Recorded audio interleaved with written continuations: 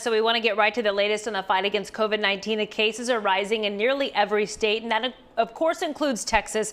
El Paso is actually taking a major step, and they've issued another shutdown. So let's go live out to Ariel Placencia. She's at her home this morning with what all that means. Yeah, hey, good morning, Kara. So we did talk a little bit yesterday on Daybreak about El Paso and what's going on.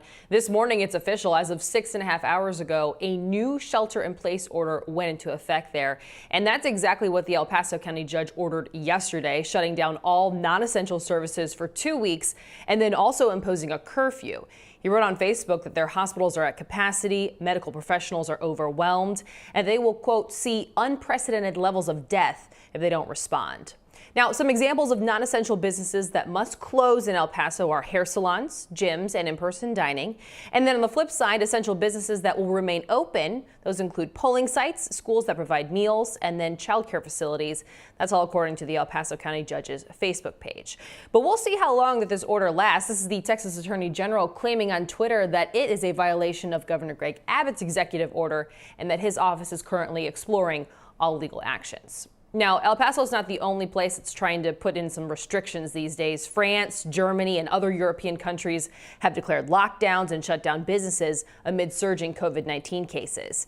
And right here in the U.S., COVID-19 cases are on the rise in all but 2 states. That's Hawaii and Delaware, while deaths are climbing in 39 states.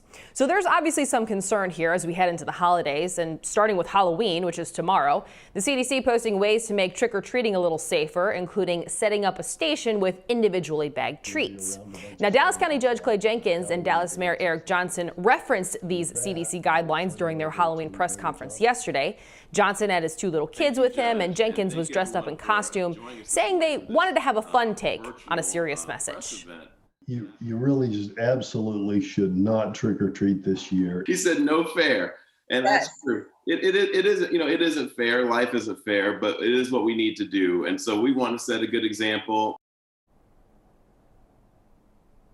And that was one of the mayor's little kids saying no fair in response to the fact that both Johnson and Jenkins said their families will not be trick or treating this year.